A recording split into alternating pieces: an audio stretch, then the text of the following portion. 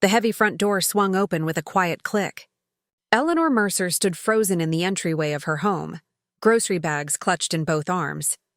From her position in the foyer, she had a perfect view through the kitchen and into the living room, where her husband of 12 years, Daniel, was entangled with a woman on their velvet sectional sofa, the one they'd spent weeks selecting together last spring. The woman's red blazer lay discarded on the hardwood floor. Time seemed to suspend as Eleanor watched, unable to move or speak. She could hear her own heartbeat in her ears, drowning out the soft music playing from the Bluetooth speakers. The bags in her arms grew impossibly heavy, but she couldn't bring herself to set them down. If she made a sound, they would see her. If they saw her, this moment would become real. Daniel's head turned, and for a split second, their eyes met across the distance. Recognition flashed across his face, followed immediately by horror. "Ellie," he stammered, fumbling to disentangle himself from the woman. The grocery bag slipped from Eleanor's grasp.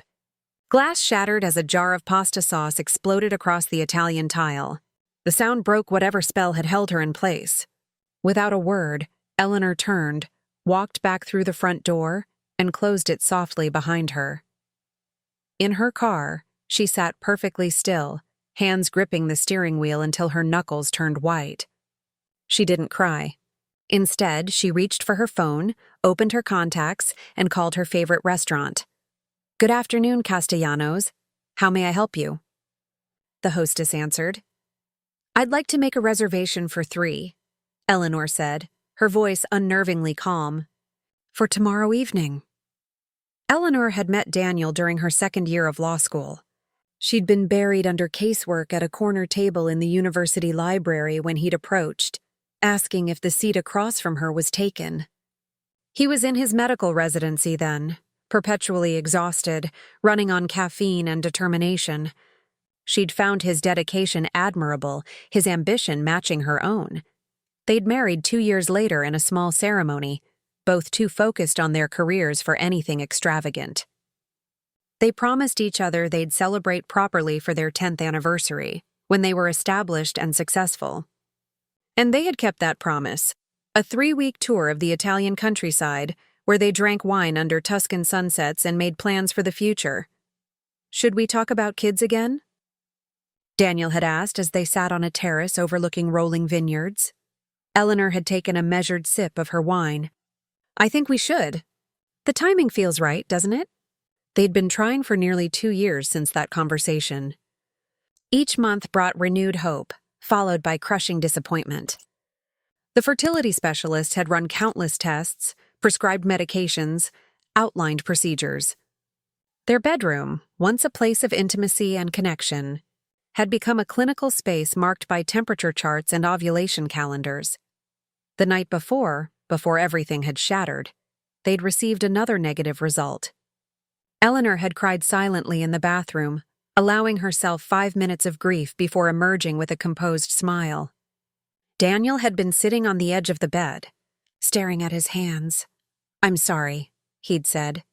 "It's not your fault," she'd replied automatically, the script of their monthly routine well rehearsed by now.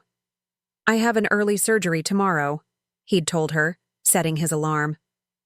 "I probably won't see you before you leave for court."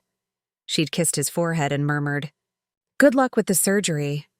The judge had unexpectedly adjourned early, giving Eleanor a rare free afternoon. She'd decided to surprise Daniel by cooking his favorite meal, something they hadn't done in months given their demanding schedules. She'd stopped at the specialty market for fresh ingredients, imagining his pleased expression when he came home to the smell of her grandmother's lasagna recipe. Except he hadn't been at the hospital. He'd been home, with someone else on the couch they'd bought together, in the house they'd built their life in. Now, Eleanor sat at her vanity, applying her makeup with methodical precision. She'd barely slept. After leaving Castellanos yesterday, she'd checked into a hotel, ignoring the 27 missed calls and 43 text messages from Daniel. She'd returned home only after she was certain he'd left for his morning rounds at the hospital. She finished her makeup and studied her reflection. Her green eyes stared back at her, rimmed with expertly applied eyeliner. Her chestnut hair fell in soft waves around her shoulders. She looked polished, put together, nothing like a woman whose world had imploded 24 hours ago. Her phone buzzed with another text from Daniel. "Please, Ellie, talk to me. I can explain." Eleanor picked up the phone and for the first time since yesterday, responded, "Dinner reservation at Castellanos, 7:30 p.m. Bring her." Castellanos was buzzing with its usual Wednesday evening crowd. Eleanor arrived 15 minutes early, selecting a corner table with a view of the entrance. She ordered a glass of Cabernet Sauvignon and took a small sip, savoring the rich flavor on her tongue. At exactly 7:27 p.m., she spotted Daniel entering the restaurant. He looked haggard, his normally pristine appearance rumpled, dark circles prominent under his eyes. Beside him stood a woman Eleanor recognized immediately, not just from yesterday's glimpse, but from hospital fundraisers and department dinners. Dr. Vivian Chen, cardiac surgeon. Brilliant by all accounts. 34 years old, 7 years younger than Eleanor. She wore a simple black dress, her dark hair pulled back in a sleek ponytail. She looked terrified. Eleanor raised her hand slightly, catching Daniel's attention. The color drained from his face when he spotted her, but he guided Vivian through the crowded restaurant toward the table. "Eleanor," Daniel said, his voice strained. "I didn't think you'd actually—" "Please sit," Eleanor interrupted, gesturing to the empty chairs. Her voice was pleasant, as though they were meeting for a routine dinner with colleagues. "I've already ordered wine for the table." Daniel hesitantly pulled out a chair for Vivian before taking his own seat. An uncomfortable silence settled over the table as a server poured wine for the new arrivals. "I recommend the braised short ribs," Eleanor said, glancing at the menu. "They're Daniel's favorite." "Though I imagine you might already know that, Dr. Chen."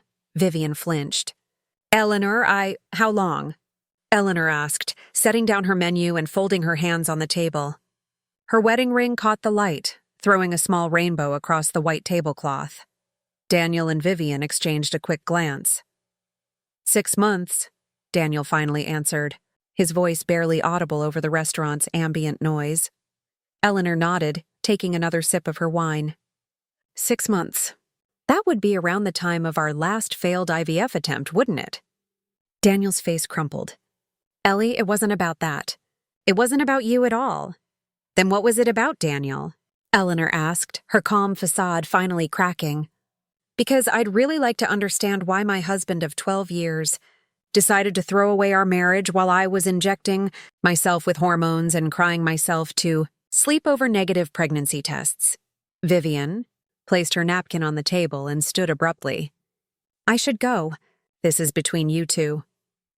"Please sit down, Vivian," Eleanor said, her tone leaving no room for argument. "You're as much a part of this conversation as we are." She paused as Vivian slowly sank back into her chair. "Did you know Daniel and I were trying to have a baby?" Vivian's eyes dropped to the table. "Yes." "And did that give you any pause at all before sleeping with him?" "It wasn't like that," Vivian said, finally meeting Eleanor's gaze. "We didn't plan for this to happen. We were working long hours together on a difficult case and one thing led to another," Eleanor finished for her. "How original." "I love her," Daniel blurted out. The words hung in the air between them. Eleanor felt as though she'd been slapped. She had expected many things from this dinner, excuses, apologies, maybe even anger. But not this. "Not a declaration. You love her," Eleanor repeated, the words hollow in her mouth. "I didn't mean for it to happen," Daniel continued, reaching across the table toward Eleanor's hand. She pulled away before he could touch her. "I never wanted to hurt you." "But you did," Eleanor said quietly. "You hurt me in the most profound way possible, Daniel. And now you're sitting across from me, telling me you love another woman. Tell me, was that your plan all along? Wait until I was at my most vulnerable and then leave me for someone younger? Someone who could perhaps give you the child I apparently can't?" "That's not fair," Vivian interjected. "Daniel has been tormented by guilt. He wanted to tell you so many times, but not tormented enough to end the affair," Eleanor noted. "And not guilty enough to actually tell me." I had to walk in on you in my own home to discover the truth. The server approached their table with a smile that quickly faltered as he sensed the tension. Are you ready to order, or do you need a few more minutes? We'll need a few more minutes, Eleanor said without looking away from Daniel and Vivian. As the server retreated, Daniel leaned forward. What do you want from us, Eleanor? Why did you invite us here? To humiliate us? To make us feel worse than we already do? Eleanor tilted her head slightly. Is that what you think this is? Revenge? Isn't it? Daniel asked. Eleanor reached into her purse and pulled out a small envelope, placing it carefully on the table between them. I received these yesterday morning. I was going to surprise you last night. Daniel stared at the envelope but made no move to open it. Go ahead, Eleanor urged. With trembling fingers, Daniel opened the envelope and removed several small photographs. His face went completely white. What is it? Vivian asked, leaning over to see. Ultrasound images, Eleanor said softly. I'm 8 weeks pregnant. After all this time, all the procedures, all the heartbreak, it finally happened naturally. She laughed humorlessly. I guess the universe has a twisted sense of timing. The restaurant continued its lively hum around them, oblivious to the storm raging at their corner table. Daniel stared at the ultrasound images, his expression a complex blend of shock, joy, and devastation. You're pregnant, he whispered. Yes, Eleanor confirmed. After everything we've been through, after all the specialists told us it would likely never happen naturally. She trailed off, her hand instinctively moving to her still flat stomach. Vivian looked stricken. I didn't know. I swear I didn't know. Would it have mattered? Eleanor asked, genuinely curious. If you had known I was carrying his child, would you have backed away? Or would you have continued the affair, counting on Daniel to eventually choose you? Vivian didn't answer, her eyes fixed on her untouched wine glass. I wanted to tell you right away, Eleanor continued, looking at Daniel. I took the test at home, but I didn't believe it. I went to Dr. Patterson yesterday morning for confirmation. I was going to surprise you with dinner. Funny how plans change, isn't it? Daniel placed the ultrasound images carefully back in the envelope. What happens now? He asked, his voice thick. That's the question, isn't it? Eleanor replied. What happens now? Do you leave your pregnant wife for your mistress? Do you stay out of obligation to a child you clearly wanted badly enough to try for years? Or perhaps there's a third option I haven't considered. I never meant for any of this to happen, Daniel said, a tear sliding down his cheek. And yet it did, Eleanor replied. Choices were made, Daniel. You made yours. Now I need to make mine. She took a deep breath. I spent all night thinking about what I would say when I saw you both. I imagined screaming, crying, making a scene right here in Castellanos. But sitting here now, looking at you, I just feel tired. Eleanor, Daniel started. Let me finish, she interrupted gently. I need to say this. She straightened her shoulders. I love you, Daniel. I have loved you for 14 years. But I also respect myself too much to be someone's second choice, someone's obligation. I won't use this pregnancy to force you to stay in a marriage you've already abandoned in every way that matters. I haven't abandoned our marriage, Daniel protested weakly. Haven't you? Eleanor asked. You shared our most intimate struggles with another woman. You found comfort in her arms while I was at home, blaming myself for our inability to conceive. You made love to her on our couch, in our home. She shook her head. If that's not abandonment, I don't know what is. Vivian had grown increasingly uncomfortable, shifting in her seat. Perhaps I should give you two some privacy after all. You wanted him, Eleanor said, fixing Vivian with a steady gaze. Well, now's your chance to have him. No more sneaking around, no more being the other woman. The question is that what you actually want? Daniel with all his flaws and complications? Daniel with a child he'll be legally and morally obligated to support and co-parent? Daniel who, as we've now established, is capable of profound betrayal? Is that the man you've fallen in love with? Vivian remained silent, her expression unreadable. Eleanor turned back to Daniel. And you? Is she what you really want? Are you ready to break apart everything we've built together for what began as an affair? Are you prepared to explain to our child why you chose another woman over their mother, before they were even born? Daniel buried his face in his hands. I don't know what I want anymore, he admitted. When I'm with Vivian, I feel lighter.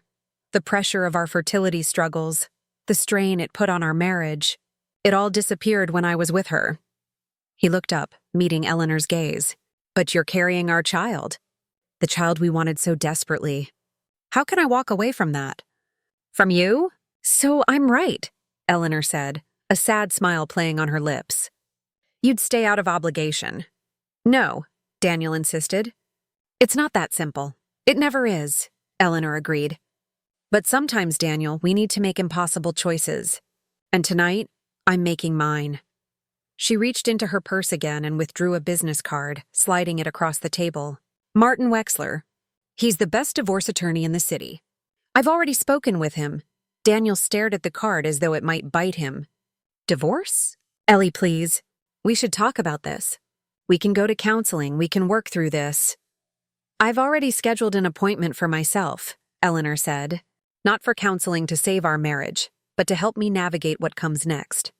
Because there is a next, Daniel. There's a life waiting for me beyond this betrayal. Beyond you. What about the baby? Daniel asked desperately. I'm keeping our child, Eleanor said firmly. And you'll be a part of their life if you choose to be. I would never deny them their father. But you and I? She twisted her wedding ring, slipping it off her finger and placing it beside the attorney's card. We're done. The simple gold band caught the candlelight, throwing shadows across the white tablecloth. It looked smaller somehow, less significant than it had all the years it had adorned her finger. Vivian's eyes filled with tears. I never wanted to destroy a family, she whispered. And yet, Eleanor said, her voice finally breaking, here we are. 3 months later, Eleanor adjusted the pillows behind her back, trying to find a comfortable position on the examination table. At 20 weeks pregnant, her once flat stomach now curved prominently beneath her blouse. The ultrasound technician smiled as she squeezed cold gel onto Eleanor's abdomen. Ready to find out if you're having a boy or a girl? The technician asked cheerfully. Eleanor nodded, her eyes fixed on the monitor. Yes, I think I am. The door to the examination room opened and Daniel stepped in, slightly out of breath. Sorry I'm late. Emergency consultation. You made it just in time, Eleanor said, her tone polite but distant. It had become their new normal, civil interactions centered entirely around the pregnancy, with careful boundaries maintained at all times. Daniel took a seat on the stool beside the examination table, keeping a respectful distance. How are you feeling? Better. The morning sickness finally stopped last week. The technician moved the wand across Eleanor's belly, and the room filled with the rapid thump-thump-thump of their baby's heartbeat. Strong heartbeat, the technician commented. Let's see if we can get a good view. Eleanor and Daniel watched in silence as grainy black and white images appeared on the screen. The technician pointed out tiny hands, feet, a profile that already seemed so distinctly human. And the technician moved the wand slightly. If baby cooperates. Yes, there we go. Would you like to know the sex? Eleanor and Daniel exchanged a glance. A moment of genuine connection passing between them for the first time in months. Yes, they said in unison. Congratulations, the technician said with a smile. It's a girl, a girl. Eleanor felt tears spring to her eyes. A daughter. Their daughter. Daniel's hand hovered uncertainly near hers before retreating. A girl, he repeated softly. After the appointment, they walked together to the hospital parking garage. The divorce proceedings were well underway, with the final hearing scheduled for the following month. They had agreed to joint custody, with Eleanor having primary physical custody of their daughter. Daniel had moved out of their house and into a sterile downtown apartment. Have you thought about names? Daniel asked as they reached Eleanor's car. A few, Eleanor admitted, but nothing definite yet. She hesitated, then asked the question she'd been avoiding. How's Vivian? Daniel looked surprised at her query. We're not together anymore, he said. It ended weeks ago. I'm sorry, Eleanor said, and found that she meant it. Not because she wanted them to reconcile, that chapter was firmly closed, but because she knew how painful endings could be, regardless of how they came about. "Don't be," Daniel said. "It was inevitable, I think. What we had, it wasn't built on anything solid." He paused. "I've been seeing a therapist, trying to understand why I did what I did. Why I hurt you the way I did." Eleanor nodded. "I'm glad. I've been seeing someone too. It helps." An awkward silence fell between them. So much history, so many shared memories, and now this strange, formal distance. "The house sold," Eleanor said finally. "The closing is next week." "That's good," Daniel replied. "Have you found a new place?" "Yes, a townhouse near the park. It has a small garden and a room that will be perfect for a nursery." Eleanor rested her hand on her belly. "It feels right. A fresh start." Daniel nodded, his eyes sad but understanding. "You deserve that, Ellie." The use of her nickname, once so natural, now so jarring, hung in the air between them. "I should go," Eleanor said, reaching for her car door. "I have a client meeting in an hour." "Of course," Daniel stepped back. "I'll see you at the next appointment?" "Yes," Eleanor confirmed. "And Daniel? I'd like you to be there when she's born." "If you want to be." "I do," he said immediately. "I want to be there for both of you, as much as you'll let me." Eleanor offered him a small smile, not of forgiveness exactly, but of acknowledgement. An acceptance that their story had changed irrevocably, but hadn't ended entirely. 6 months later. "Shh, it's okay, sweet girl," Eleanor murmured, gently bouncing the fussing infant in her arms. "Daddy will be here soon." As if on cue, the doorbell rang. Eleanor made her way to the front door of her townhouse, cradling 3-month-old Sophia against her shoulder. She opened the door to find Daniel standing on her porch, an oversized teddy bear tucked under one arm. "Another bear?" Eleanor asked, raising an eyebrow. "Her room is already starting to look like a stuffed animal sanctuary." Daniel smiled sheepishly. "I couldn't resist." "How is she today?" Eleanor stepped back, allowing him to enter. "She's been a bit fussy. I think she might be starting to teethe already." "Early overachiever," Daniel noted, setting down the bear to hold out his arms for his daughter, just like her mother. Eleanor transferred Sophia carefully into Daniel's embrace. The baby immediately quieted, her tiny fingers curling around Daniel's thumb. "She knows her dad," Eleanor said softly. Daniel looked up from Sophia's face, his expression serious. "Thank you, Ellie, for letting me be part of her life, for not shutting me out completely after what I did." "She deserves to have her father," Eleanor replied simply. "And whatever happened between us, you're a good father to her." They moved to the living room, where toys and baby supplies had taken over what once had been a meticulously organized space. Daniel settled into the rocking chair with Sophia, while Eleanor curled up on the couch with a much-needed cup of tea. "How's the new case going?" Daniel asked. After the divorce, Eleanor had returned to practicing law with renewed focus and determination. "It's challenging, but in the best way," she answered. "The firm is actually talking about making me partner next year." "That's wonderful," Daniel said sincerely. "You've always deserved that recognition." Eleanor studied him over the rim of her mug. The past year had aged him, lines around his eyes that hadn't been there before, a touch of gray at his temples that had appeared almost overnight after their separation. But there was something else, too, a humility, a groundedness that the old Daniel had sometimes lacked. "How about you?" she asked. "How's the department?" "Busy as always," he replied. "I've cut back my hours, though. Prioritizing what matters." He placed a gentle kiss on Sophia's forehead. "I don't want to miss anything with her."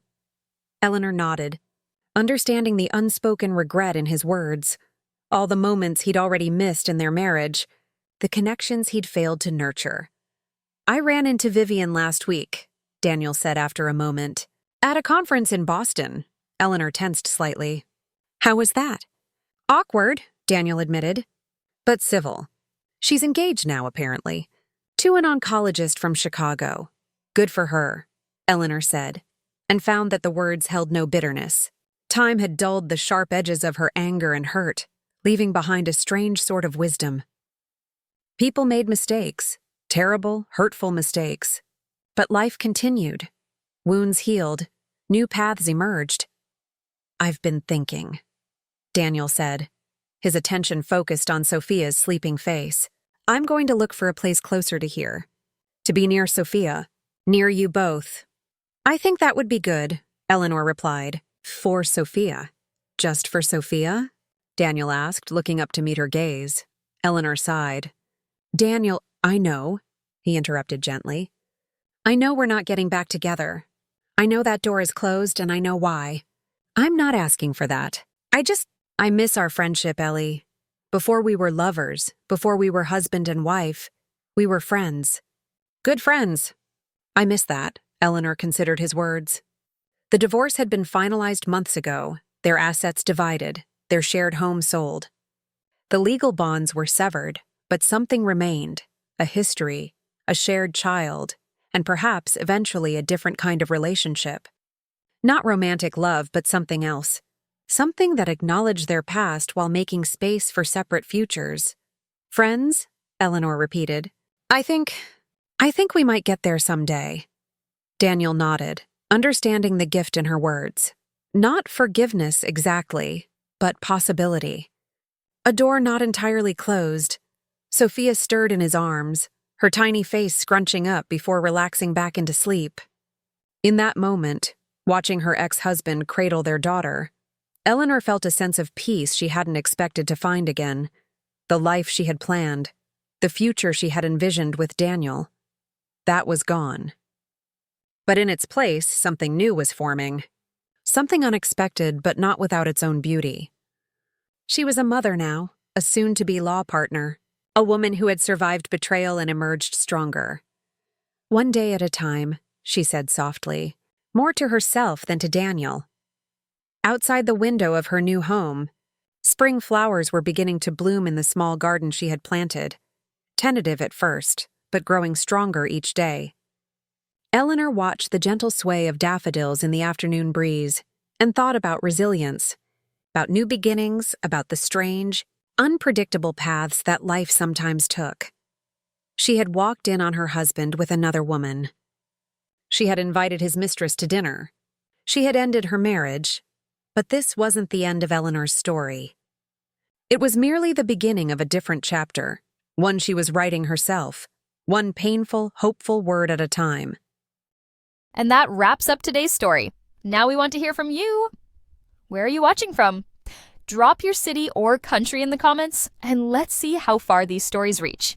If this story moved you or gave you chills, give it a like, share, and subscribe for more powerful stories. One last thing, rate the story from 1 to 10 in the comments. Your feedback helps us bring you even better ones next time. Thanks for watching. We appreciate you being part of this storytelling journey.